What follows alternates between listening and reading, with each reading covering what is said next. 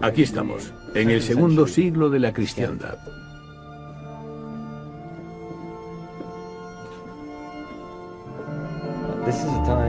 Estamos en una época en la que la cristiandad aún no había concretado su iconografía, sus símbolos o sus mitos. Esto, de alguna manera, representa el submundo, las regiones tenebrosas donde los acólitos entraban en contacto con las divinidades. Es una de las muchas formas en las que la luz penetra dentro de la oscuridad para encontrar un camino hacia la vida detrás de la muerte. El portal de la inmortalidad se encuentra más allá de la muerte, y por eso los acólitos bajaban hasta aquí, arropados por la oscuridad y sin la ayuda de antorchas. Bajaban hasta aquí para empaparse del ambiente que se respira en este lugar. Así, según su creencia, se encontraban más cerca del lugar donde uno puede viajar más allá de la vida, la muerte y el renacimiento. La gente que bajaba aquí eran los primeros cristianos, pero también había cierta conexión con los antiguos cultos místicos egipcios y la religión gnóstica. Aquí está Anubis, y aquí podemos ver a estos primeros cristianos imitando los rituales de los antiguos egipcios. Hoy en día el cristianismo nos parece una religión muy diversa. Tenemos baptistas, ortodoxos rusos, calvinistas, católicos. ¡Cuánta variedad! Pero si volvemos atrás hasta el siglo I, es probable que esta variedad fuera todavía más grande. Aún existía un canon fijo sobre las escrituras del Nuevo Testamento, y por tanto, no había ningún credo fijo bajo el cual unir a todos los cristianos del mundo.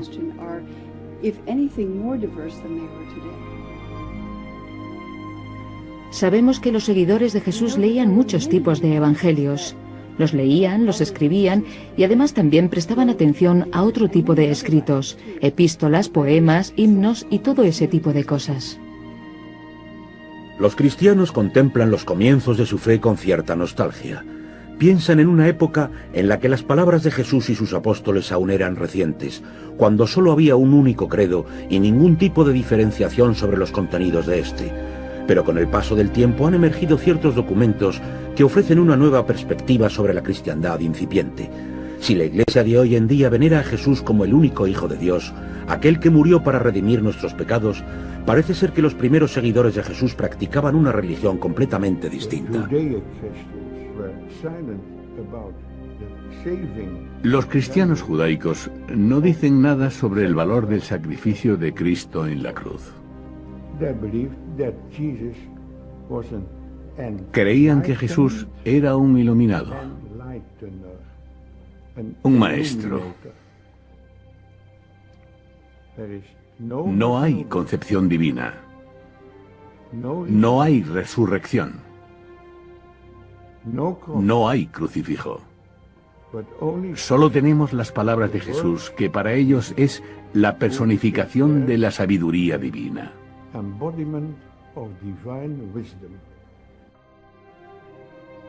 Jesús de Nazaret, hombre o mito. Al parecer, aquellos que le acompañaron en sus viajes no le veían como el único Hijo del Señor. Todos sus compañeros murieron en el holocausto que tuvo lugar tras la insurrección judía en contra de los romanos. ¿Es posible que los evangelios bíblicos estén gravemente equivocados?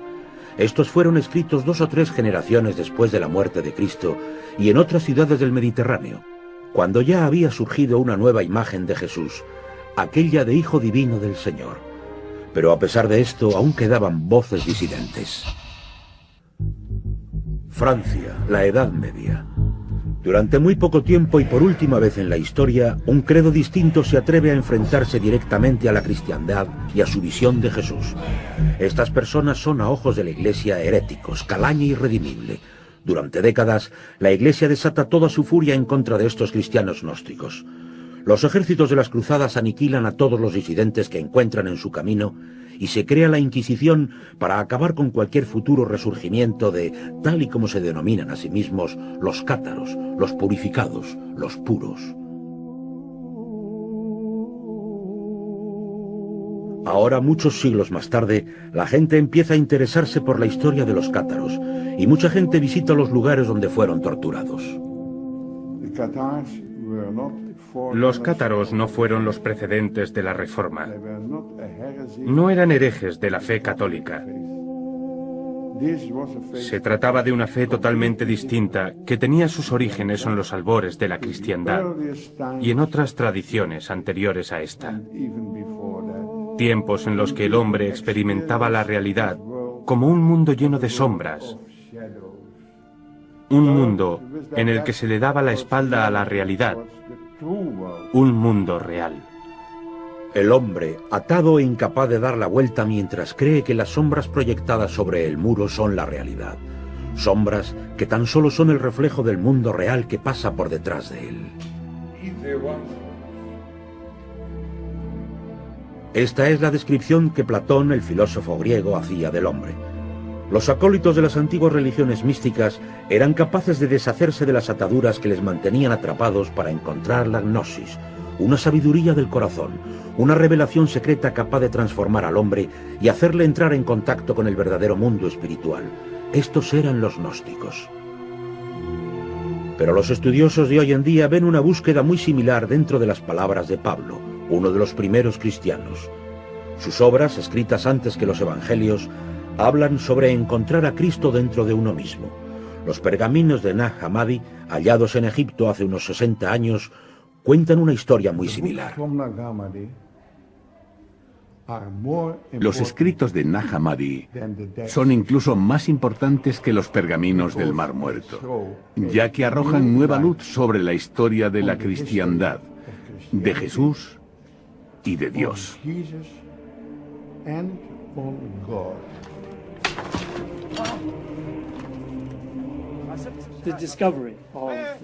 El descubrimiento de los escritos de Nag Hammadi por parte de dos campesinos egipcios provocó un cambio fundamental en nuestro entendimiento de los comienzos de la cristiandad. Se trata de 52 manuscritos nuevos que hablan en detalle sobre los principios de la fe.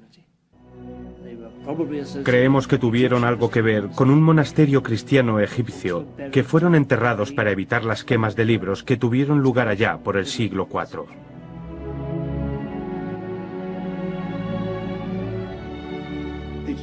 Es algo que nos ha aportado muchísima información. Me parece increíble que no haya millones de cristianos ansiosos por leer el Evangelio de Tomás y todos los escritos que han salido a la luz. Creo que eso dice mucho sobre el poder que ostenta la Iglesia Católica. Una iglesia que ha tachado estos documentos de heréticos y peligrosos. Son heréticos y peligrosos desde la perspectiva de la Iglesia fundamentalista, porque le dan la vuelta por completo a todos los conceptos sobre los que se ha construido esta iglesia.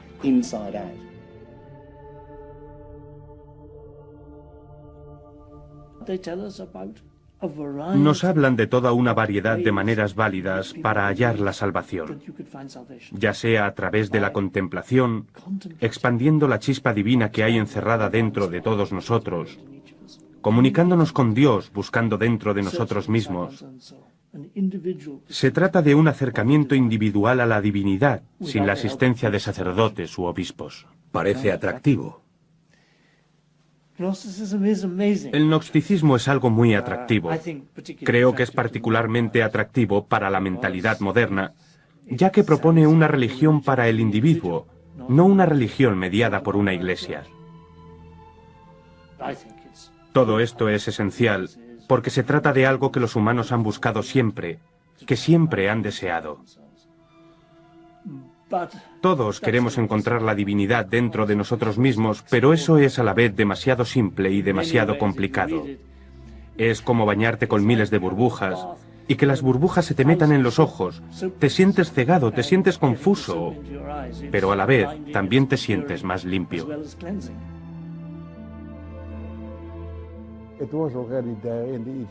Todo esto ya lo encontramos dentro de la religión egipcia, que nos dice que el hombre, una vez pasada la muerte, se convierte en Osiris, en un dios. El hombre es un dios caído, que se acuerda del cielo. Es el concepto básico de todos los misterios de la antigüedad. Los mitos de Isis, de Mitra, de Adonis, todo.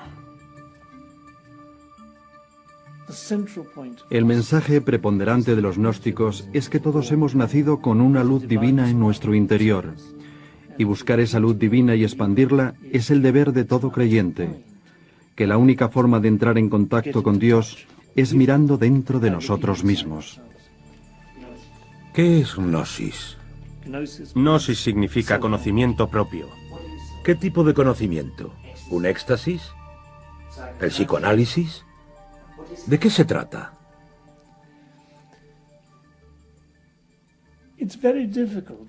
Me es particularmente difícil poder dar con una explicación satisfactoria de lo que es el conocimiento propio y cómo encontrarlo.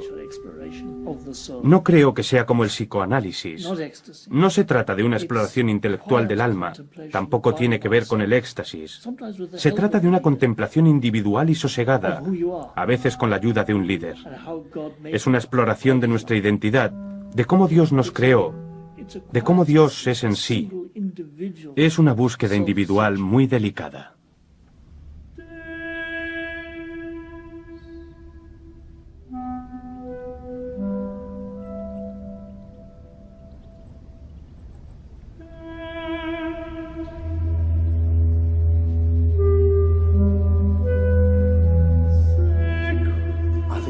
Creo que la idea preponderante que encontramos dentro de las distintas tradiciones gnósticas y místicas es que tenemos ideas muy concretas sobre el significado de esta vida y sobre quiénes somos. Al descender a un entorno como este nos sentimos algo desorientados. Aquí tenemos que enfrentarnos a lo que seguramente se trate del mayor misterio de todos, la muerte.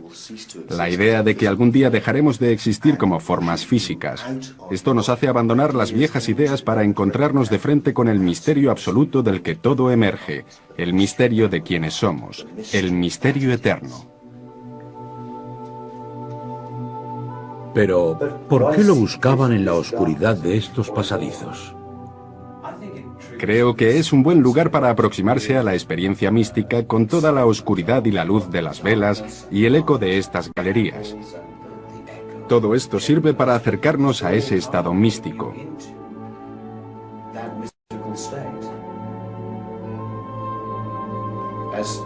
Aristóteles dice algo muy interesante sobre este tipo de misterio. Aquí no se viene a aprender algo, aquí se viene a experimentar algo. Si nos lo tomamos como un proceso intelectual más, jamás comprenderemos el significado de todo esto. Se trata realmente de algo mucho más grande. Los pensadores de la antigüedad entendían que por muchas cosas que sepas de este mundo, en el fondo puedes ser un ignorante total en lo que se refiere a ti mismo. Cuando aprendemos algo, estamos aprendiendo muchas cosas a la vez. Todo esto se convierte en un proceso muy complejo. Los antiguos místicos buscaban un camino de regreso desde esa pluralidad preponderante hacia una sabiduría única, la de la unidad del universo. El gnosticismo estuvo prohibido durante casi 2 milenios. Todas las referencias que teníamos sobre él provenían de las acusaciones de las autoridades eclesiásticas. Pero el descubrimiento de los documentos de Nag Hammadi en 1945 ha cambiado la manera en la que contemplamos los orígenes de la cristiandad. Los campesinos que los hallaron no les dieron mucha importancia. Después cayeron en manos de comerciantes ilegales. Algunos acabaron en la hoguera, pero al final llegaron a manos de estudiosos y teólogos. Todo fue en gran parte gracias a los esfuerzos de Gilles Quispel, quien descubrió el manuscrito más importante de todos en algún lugar de Europa y se lo llevó a su amigo el psicólogo Carl Jung. Y entonces viajé hasta Egipto, hasta El Cairo, y llegué a un acuerdo con el director de esta institución en esta misma sala. Me dijo muy claramente que ninguno de los códices saldría a la luz hasta que les devolviera el códice que tenía Jung, para que éste formara parte de la colección del Museo Cóptico de El Cairo.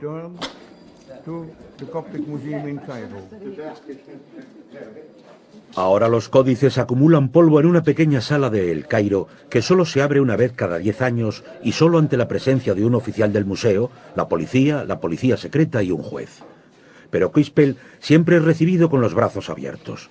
Todos los manuscritos del Nag Hammadi fueron publicados tras la devolución del más preciado de todos, el Evangelio de Tomás, aquel que contenía las palabras del propio Jesús.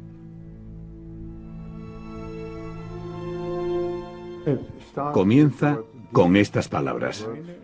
Estas son las palabras que Jesús el vivo pronunció y que Dídimo Judas Tomás escribió. Y Jesús dijo: aquel que vislumbre el significado de estas palabras jamás saboreará la muerte. ¿Quién era Dídimo Tomás? Dídimo Judas Tomás, que significa Judas el gemelo, fue uno de los hermanos de Jesús. La religión cristiana nos ha enseñado que Tomás fue el apóstol incapaz de creer que Jesús, tras su muerte, resucitó en carne y hueso como un cuerpo físico lleno de heridas y estigmas. Tomás, el que dudaba, del que ahora se cuenta que era el discípulo más fiel de su maestro. ¿Aquel que mejor supo entender a su hermano? Pues según el Evangelio de Tomás, sí.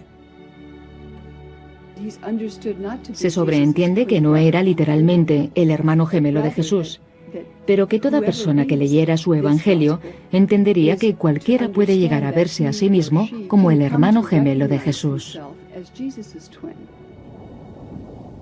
Ya que se ha dicho que tú eres mi gemelo y un verdadero compañero, contémplate a ti mismo.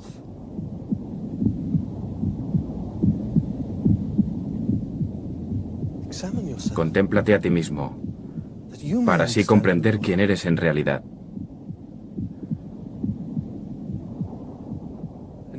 Y serás conocido como aquel que se conoce a sí mismo, ya que cualquiera incapaz de conocerse a sí mismo jamás conocerá nada. Pero aquel que se haya conocido a sí mismo obtendrá simultáneamente toda la sabiduría que hay en el universo. Aquello que hay dentro de ti salvará, pero solo si eres capaz de extraerlo de tu interior.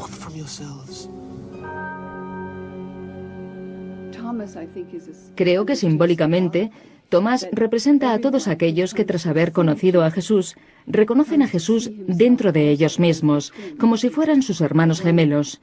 Al igual que él, todos somos seres creados a imagen y semejanza de Dios. ¿Qué dice exactamente el Evangelio de Tomás? El Evangelio de Tomás es una colección de escritos que guardan la promesa de revelar algo. Lo que se supone que revelan es aquello que ningún oído puede escuchar, que ningún ojo puede ver, lo que ninguno puede palpar y todo lo que la mente humana es incapaz de comprender.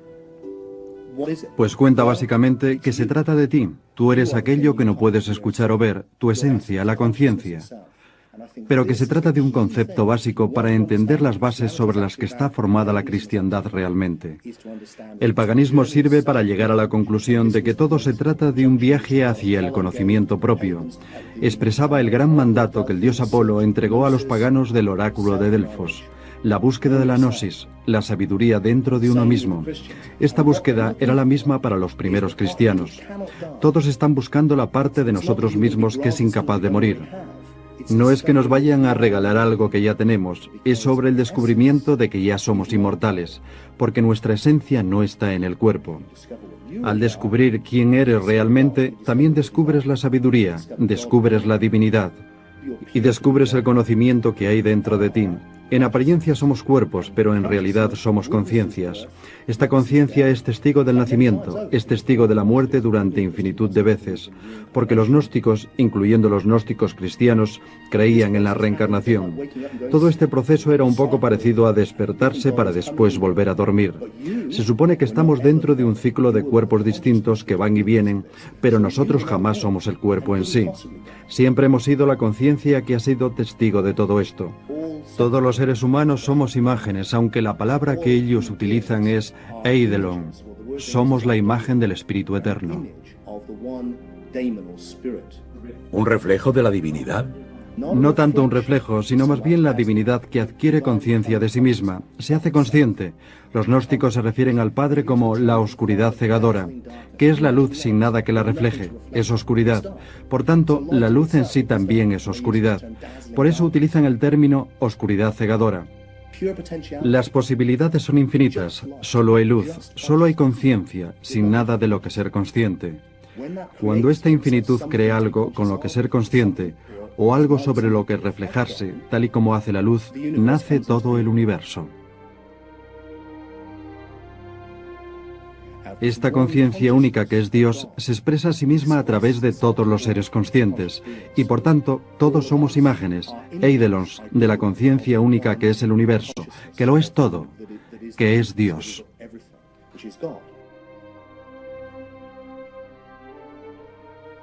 La cristiandad de hoy en día hace especial hincapié en la enorme distancia que separa al hombre de lo divino.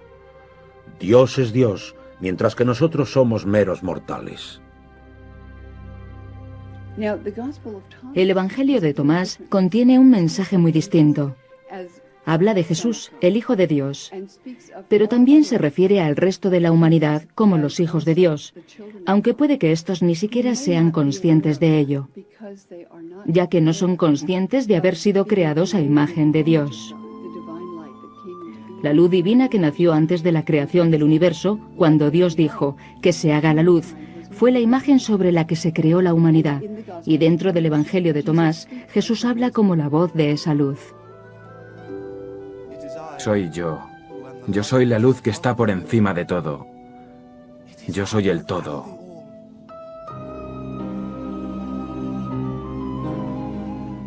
Yo soy todas las cosas. Todo proviene de mí. Y todo vuelve a mí. Si partes un trozo de madera, ahí me encontrarás. Cuando levantas la roca, ahí me encontrarás.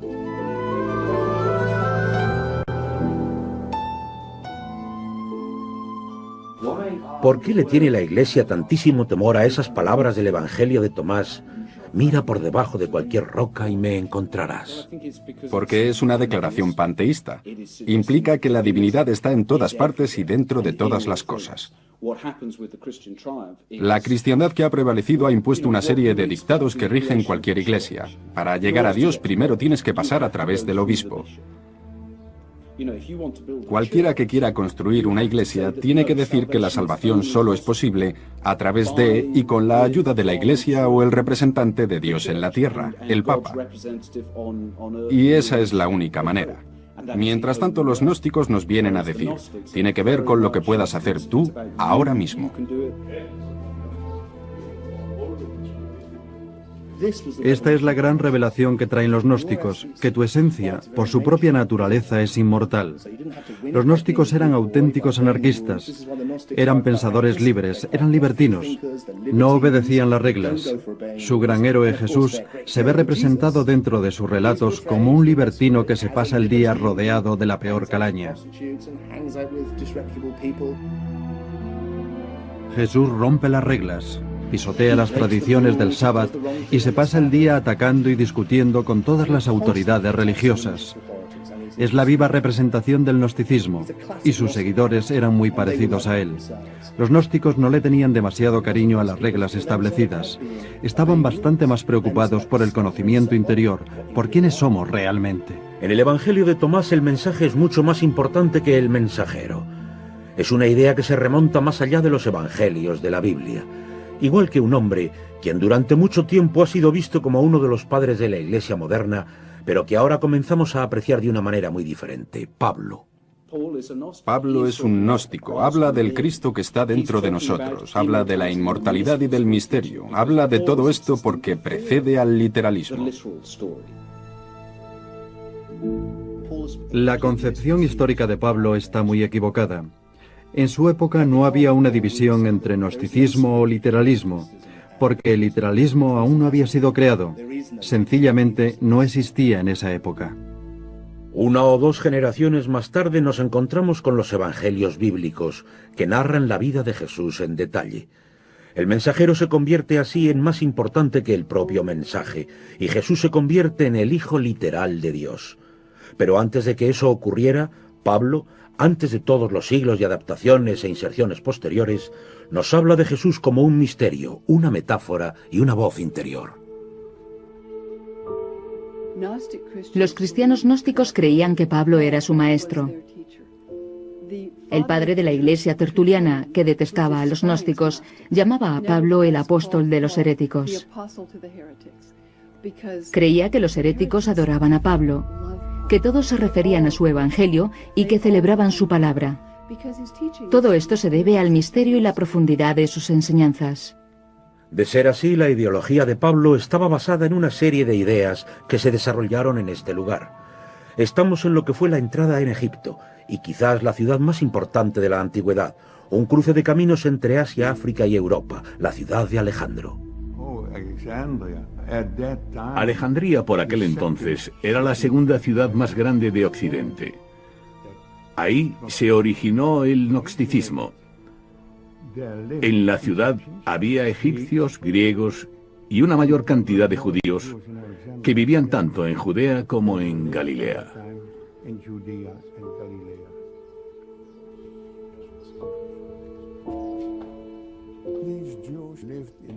Estos judíos vivían en exilio y aquí es donde encontraron un Dios desconocido dentro de sus corazones. Pero al mismo tiempo eran incapaces de encontrar a este Dios en el mundo exterior, ya que el mundo está tan lleno de maldad y de miseria. Por tanto, llegaron a la conclusión de que este mundo había sido creado por un Dios menor, Jehová, su deidad tribal. Este es el Dios del Viejo Testamento, el del ojo por ojo y diente por diente, un Dios carcomido por la envidia. Todas sus historias giran alrededor de la decepción que sienten por el mundo de su época. Creían que había sido creado por un Dios inferior, ya que ¿cómo sería capaz un Dios perfecto de haber creado semejante hecatombe? En sus historias se menciona constantemente que este mundo es un error. Nos dicen que fue creado porque Sofía, la sabiduría, la hija más joven del Dios real, se enamoró locamente de su padre. Incitada por la frustración que le provocaba este amor ilícito, Sofía se impregnó, se embarazó a sí misma. Al darse cuenta de que el hijo que acarreaba era deforme, abortó. Pero este hijo monstruoso con cara de león era Yel-de-Bauth, el dios del caos, y tras arrogantemente creer que había sido expulsado del cielo por designio del único y verdadero Dios, creó este mundo, el mundo físico.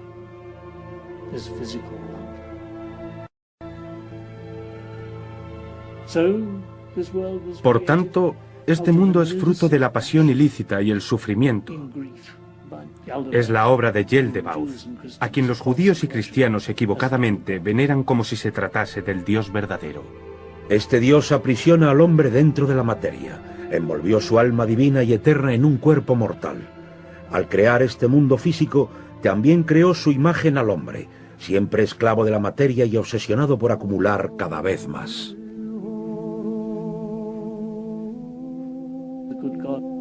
El buen Dios, el Dios verdadero, poseído por la caridad y la piedad, nos envió a Jesús para redimir a la humanidad de las ideas equivocadas instauradas por Yel-de-Bauth. Cuando los judíos de Alejandría se convirtieron en cristianos, se sintieron muy atraídos por las ideas de Jesús. Decían, aquel que se conoce a sí mismo, conoce a Dios. Hombre o metáfora, la figura de Jesús provocaba continuas disputas. Alrededor de su persona se produjo una batalla de ideologías que con el tiempo distanciaría por completo a cada una de las fracciones imperantes. Una de las cuestiones más difíciles a las que se enfrentaban los seguidores de Jesús era la de los motivos por los que Jesús murió de una manera tan terrible y sangrienta. De la única manera que estas comunidades ortodoxas lograron encontrarle sentido a tan terrible muerte fue convirtiéndola en un sacrificio purgador. Pero este sacrificio solo podría ser validado si todo el mundo necesitase ser purgado por sus pecados. Para el resto, los cristianos desarrollaron la idea de que todos hemos pecado de tal manera que estamos más allá de cualquier tipo normal de salvación. Todo esto es la excusa que emplean para decirnos que el Mesías de Dios murió para perdonar nuestros pecados, una manera muy convincente para darle un sentido a su cruel crucifixión.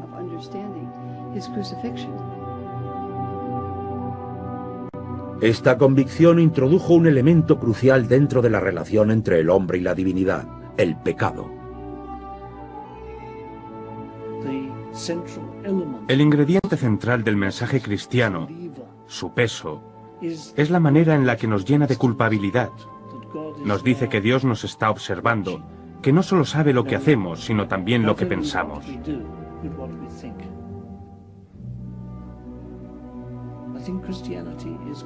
Me parece que la cristiandad es excepcional al recordarnos constantemente que Dios, el omnipresente, observa y castiga a los creyentes por pensamientos impropios, por los pecados de la mente. Los pecados y la culpabilidad engendran un credo dentro del cual el infierno cobra tremenda importancia a través del temor al castigo de Dios y a los sermones de los curas. Pero eran ideas que los gnósticos no querían compartir. La palabra pecador no aparece dentro de su vocabulario. El Evangelio de Tomás no describe una discontinuidad entre Dios y nosotros mismos. Dice que somos seres humanos creados a imagen divina y que por tanto somos dueños de algún tipo de conexión innata, de afinidad con lo divino. El hombre es un Dios caído que aún recuerda el cielo. Ese es el concepto omnipresente en la gnosis y todos los misterios de la antigüedad. El concepto de que el pecado no tiene cabida dentro de esto.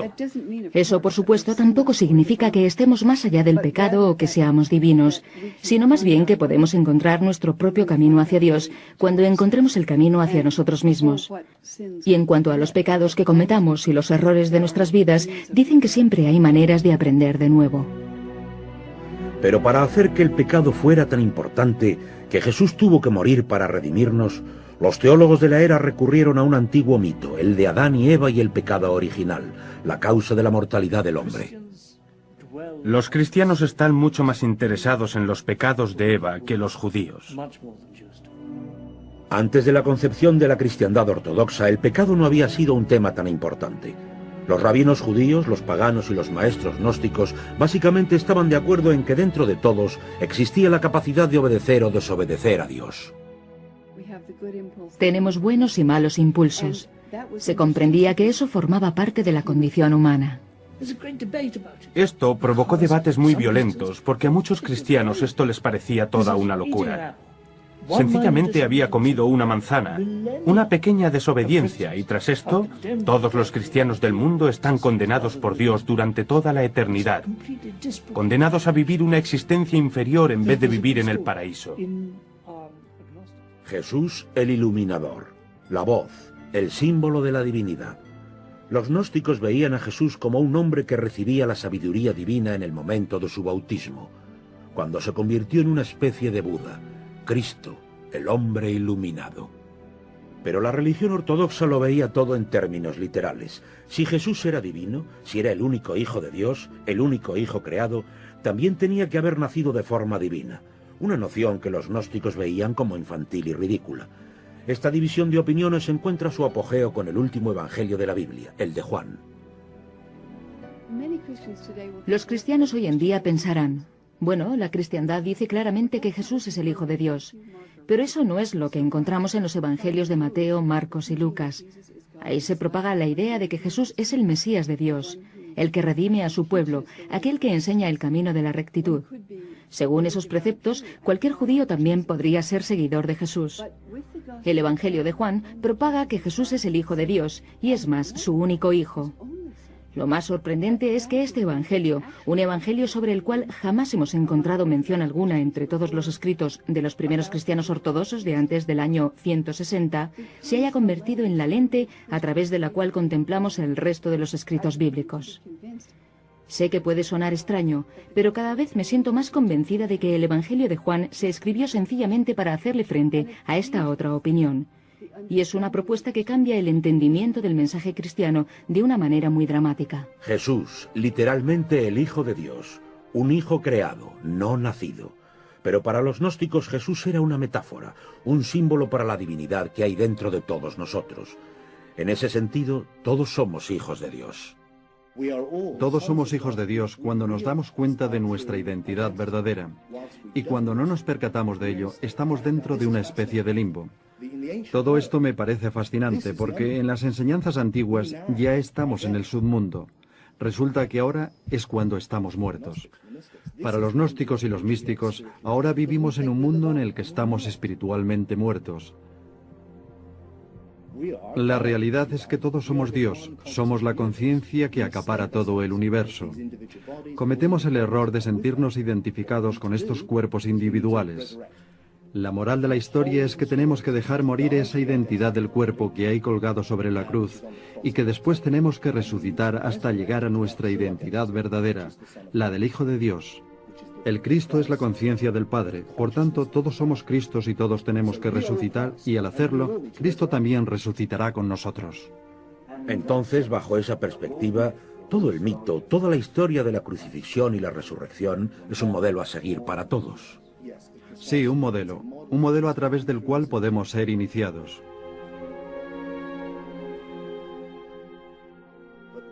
Las diferencias están muy marcadas.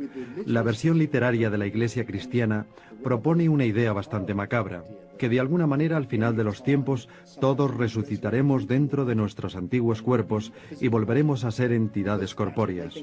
Esto es lo que creen que le ocurrió a Jesús, que volvió a su cuerpo físico, que murió literalmente y que es lo que literalmente nos pasará al resto de los humanos. Los gnósticos, por supuesto, dan una versión muy distinta de los hechos. Solo nos reencarnaremos dentro de nuestros cuerpos anteriores si no comprendemos el mensaje cristiano. Todos somos realmente Cristo, somos uno, y no hay ninguna necesidad de verse eternamente atrapado dentro de un interminable ciclo de reencarnaciones corpóreas. Es una fe distinta, un acercamiento opuesto. Pero ¿cuál de las dos creencias llegó antes? ¿Cuál fue la original? Tenemos la figura de Policarpo, el literalista cristiano, y a mediados del siglo II tenemos a Tertuliano, que nos cuenta que los seguidores de los gnósticos están devorando el universo.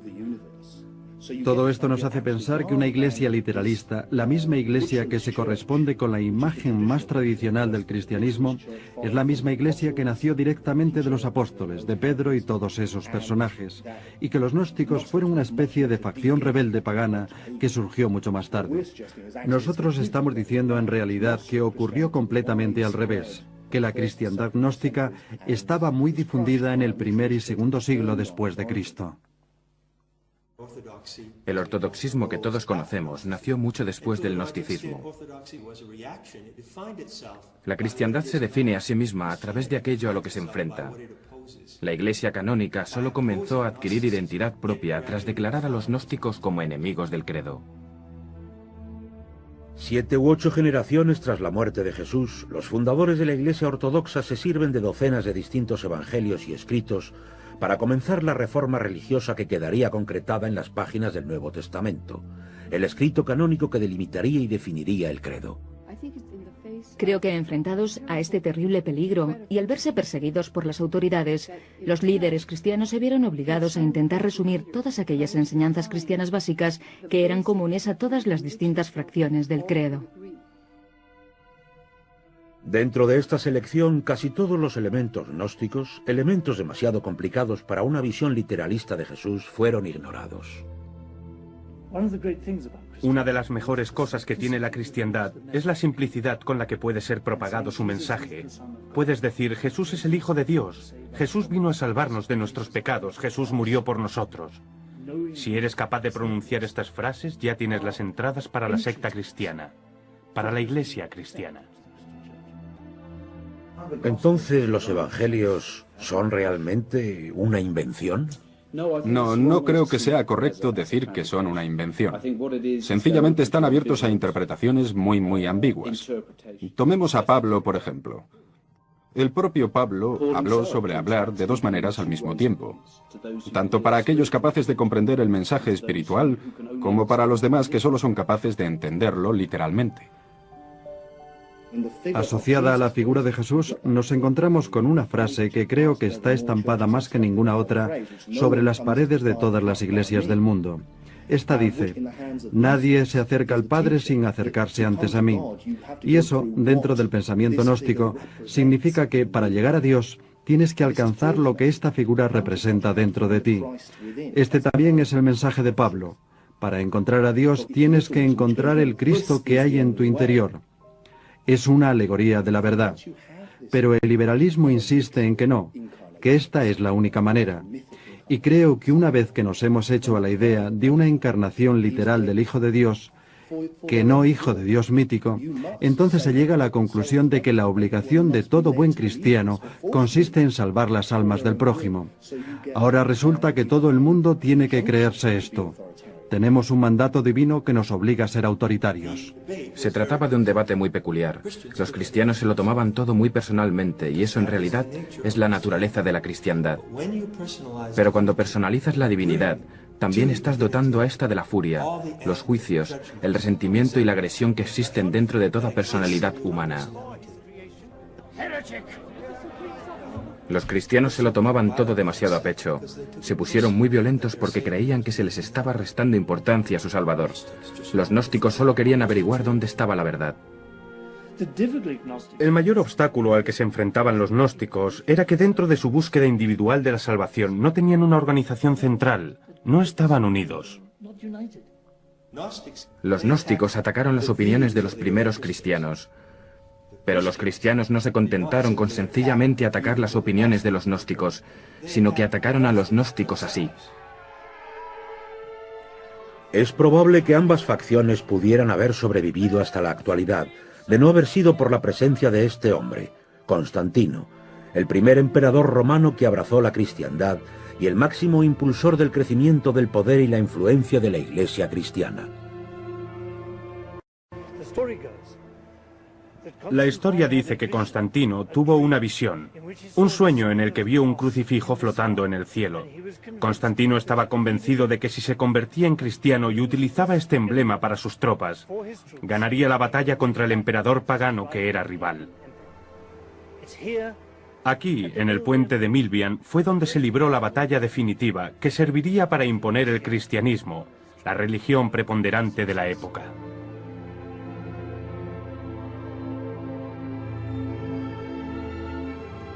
El Concilio de Nicea, año 324.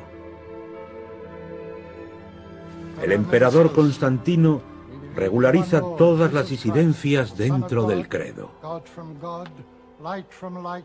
3 siglos después de su muerte, Jesús de Nazaret se convierte en el Hijo único de Dios por decreto imperial.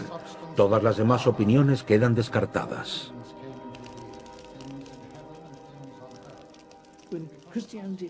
Cuando la cristiandad se alía con el Estado para crear un monopolio religioso, el credo sufre un cambio radical.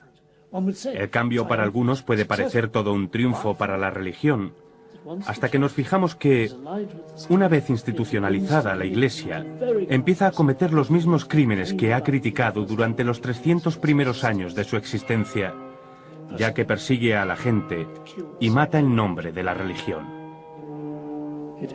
Se tiene que convertir en una institución jerárquica, opresiva e inevitablemente conservadora. Claro, cualquiera puede defender esta postura argumentando que eso es lo que más le conviene a las masas, que se les obligue a concordar con un credo particular y único. Pero en mi opinión esto está muy lejos de ser la mejor manera de utilizar la religión para el bien común de todos.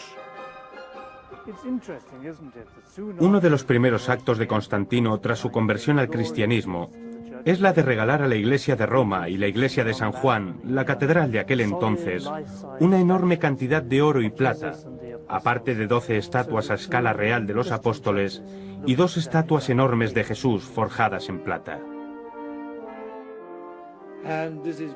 En menos de 20 años tras la conversión de Constantino, las iglesias romanas ya tienen el mismo aspecto que tenían los templos paganos. Esto es solo uno de los ejemplos menores de las riquezas acumuladas por la Iglesia durante el siglo IV. ¿Estamos hablando de una Iglesia corrompida? Sí. La Iglesia se ve dividida entre la pobreza y la abstinencia de los monjes y la riqueza de los obispos, pero aún así algunos obispos, los más concienciados, siempre le prestan atención a la caridad y a la virtud. Esto es algo que siempre ha afectado mucho a la Iglesia, que siempre ha creado tensión. Jesús hizo todo tipo de cosas en su vida, pero jamás dejó instrucciones para la creación de una iglesia. Todo esto es una creación posterior diseñada para aumentar el poderío de la Iglesia católica. Me resulta inconcebible que Jesús, un hombre sencillo de Galilea, se propusiera crear una iglesia universal. Un momento. ¿Y la historia de que Jesús le entregó la autoridad a Pedro? Bueno, estas leyendas son tan ficticias que ni siquiera entraron dentro del Nuevo Testamento, igual que la donación de Constantino. La leyenda de la donación de Constantino es falsa. Este documento, según la Iglesia romana del medievo, era un contrato que Constantino había escrito en su lecho de muerte. En él decía: aquí os doy mi imperio para que cuidéis de él. La Revolución Protestante comenzó precisamente cuando se descubrió que el documento era totalmente falso. La verdad es que Peter y yo nos hemos dedicado a escuchar a los perdedores. Acabaron con ellos en el siglo IV, pero nosotros hemos vuelto la vista atrás y hemos dicho, aunque perdieran la batalla, aunque la Iglesia romana lograra imponer su idea de Jesús histórico, de la religión literal, eso no significa que la versión de los hechos que tenemos hoy en día sea cierta. ¿Y qué ocurrió con estos perdedores? Bueno, quedaron erradicados. Todos los que se atrevían a proponer una versión distinta de los hechos, tanto gnósticos como paganos, fueron desterrados del imperio. Los romanos demolieron todos los templos y mataron a todos los filósofos, quemaron todos los libros. Yo creo que si la cristiandad fuera la religión favorita de Dios, lo lógico sería que tras el triunfo de esta, el mundo hubiera entrado en una edad dorada. Pero la realidad es que entramos en la edad oscura, cuando la gente se olvidó hasta de cómo construir casas con ladrillos. Tuvimos que esperar al Renacimiento para que toda esta sabiduría pagana volviera a cobrar importancia en Italia y en Florencia. Las obras de Platón, también desaparecidas durante 1000 años, regresaron de repente, la hermética, y repentinamente Botticelli estaba pintando cuadros de dioses paganos. Lo llamamos el Renacimiento de la cultura occidental, porque ese fue el momento en que pudimos mirar atrás para recuperar toda la sabiduría que teníamos antes del triunfo del cristianismo. La recreación de la historia de Jesús era solamente el primer paso dentro de la espiritualidad cristiana, el misterio exterior. El significado real era explicado más tarde, cuando el estudiante estaba espiritualmente preparado por un maestro iluminado. Se impartía una sabiduría mística sobre Dios que iba más allá del dogma. Aunque es cierto que siglos más tarde hubo muchos místicos cristianos que a través de la intuición llegaron a este nivel simbólico más profundo, nosotros como cultura solo nos hemos quedado con los misterios superficiales. Me da la impresión de que nos hemos quedado con la forma, pero que hemos perdido la sustancia. Y ahora las iglesias están cada vez más vacías, mientras que la gente busca respuestas en otro lugar, a menudo en el lejano oriente. Muchos no se dan cuenta de que dentro de nuestro propio pasado existió una tradición que buscaba las mismas respuestas y que se dirigía a personas con inquietudes similares.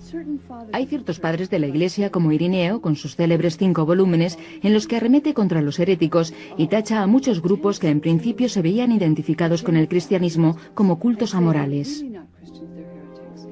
Todos estos supuestos movimientos heréticos comparten ciertas características especiales.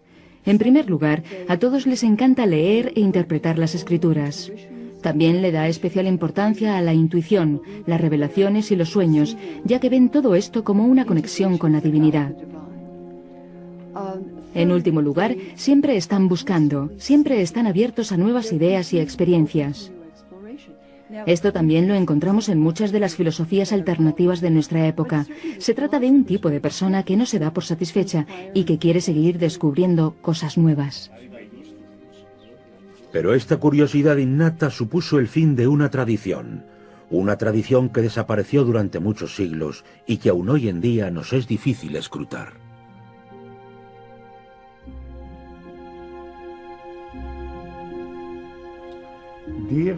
Amigo mío, no hay ningún atajo hacia la gnosis y no hay un nirvana instantáneo. El anciano me hizo reír, porque en el fondo tenía toda la razón. Todas las grandes tradiciones religiosas mundiales, ya sean el budismo, el islamismo, judaísmo, todas tienen una serie de enseñanzas básicas para todo tipo de gentes, aplicables a todos sus seguidores, y adicionalmente también poseen enseñanzas esotéricas. La única religión que no comparte esto es el cristianismo occidental. Me parece muy triste que ese camino, un camino vital para muchas personas a la hora de encontrar su propia integridad y desarrollo personal, haya sido tachado de herético. Nos han hecho creer que se trata de un camino a ninguna parte.